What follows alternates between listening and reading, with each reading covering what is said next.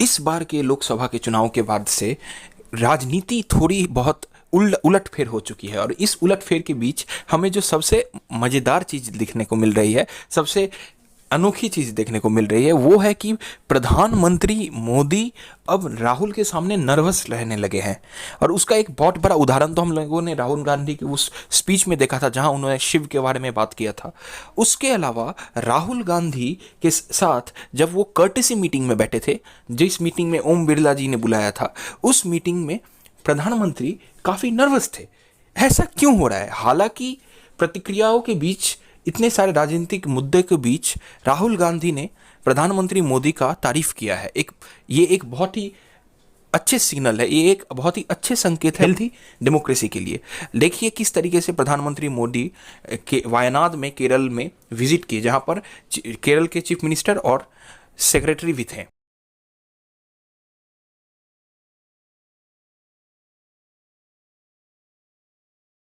दोस्तों, केरल का मुद्दा बहुत ही क्रिटिकल है क्योंकि 300 से ज़्यादा लोगों ने जान गंवाई है। 3 विलेज पूरी तरीके से वॉश्ड आउट हो गई है। ये एक बहुत ही क्रिटिकल लैंडस्लाइड केस है। इस पर प्रधानमंत्री ने जिस तरीके से निरीक्षण किया, उन्हें लीडर ऑफ द ऑपोजिशन, नेता प्रतिपक्ष राहुल गांधी ने तारीफ किया, इसका अप्रिशिएट किया, क्योंकि इस दौरे से वहाँ के लोगों का जज्बात, यहाँ के लोगों का कॉन्फिडेंस कुछ हद तक अब इम्प्रूव होगा। ये एक बहुत ही इंपॉर्टेंट और एक बहुत ही अच्छा साइन है हेल्दी डेमोक्रेसी का, जैसे मैंने पहले भी कहा है।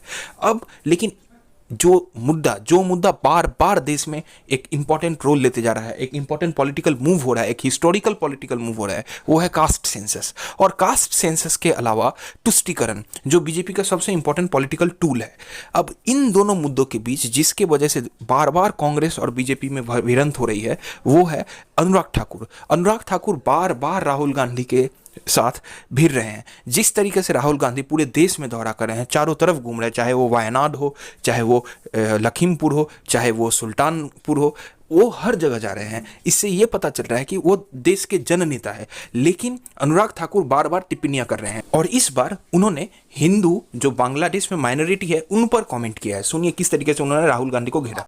जो अपने लोग हैं उनकी भी चिंता की जाए। माननीय प्रधानमंत्री जी ने भी ट्वीट करके जो इंटरिम गवर्नमेंट के प्रधानमंत्री हैं उनको बधाई भी दी, लेकिन ये भी कहा कि हमारे जो वहाँ पर हिंदू और अल्पसंख्यक हैं उनकी शांति, सुरक्षा और विकास सबको सुनिश्चित किया जाए।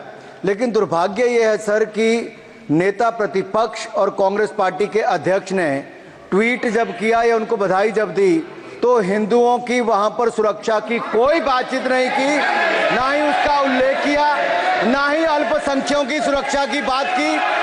ऐसी कौन सी मजबूरी थी कि ये लोग वहां पर हिंदुओं और अल्पसंख्यकों की सुरक्षा की बात भी नहीं कर सके? गाजा को लेके आपने बड़ी बड़ी बातें की, गाजा को लेके आप बड़ी बड़ी बातें करते थे। दोस्तों, टिप्पणियों में राहुल गांधी या अनुराग ठाकुर का जो ये कंट्रोवर्सी चल रहा है, ये बहुत ही शर्मनाक चीज़ है। राहुल गांधी तो फिर भी देश में घूम रहे हैं, देश के मुद्दों को उठा रहे हैं, लेकिन अनुराग ठाकुर बार बार हिंदू मुस्लिम जाट की ये एंगल यहाँ पर बार बार उठा रहे हैं। इससे ये पता चल रहा है कि बीजेपी एक बार फिर अपना कम्युनल कार्ड खेलना चाहती है। लेकिन इस पर राहुल गांधी की प्रतिक्रिया क्या होगी, कांग्रेस का इसके आगे का निर्णय क्या होगा, डिसीजन होगा, कैसे इंडिया अलायंस इसको फेस करेगी, ये एक बहुत इंपॉर्टेंट मुद्दा है। क्योंकि caste census, unemployment, job crisis जिस तरीके से इस देश में यहाँ के युवाओं को झंझोर रहा है, ये अब इस देश का एक अहम मुद्दा है। और जो भी पॉलिटिकल यूनिट इसे उठाएगा, उसे अब देश के जनता से उस पार्टी को आशीर्वाद मिलने वाला है। ये तो इतना तो तय है। आशा करता हूँ मेरा ये रिपोर्ट आपके लिए अच्छा था। कृपया आप मेरे चैनल को सब्सक्राइब करें और मेरे रिपोर्ट को लिए ऐसे ही नए नए रिपोर्ट, पॉलिटिकल रिपोर्ट के लिए मेरे चैनल को फॉलो करें। जय हिंद, जय भारत।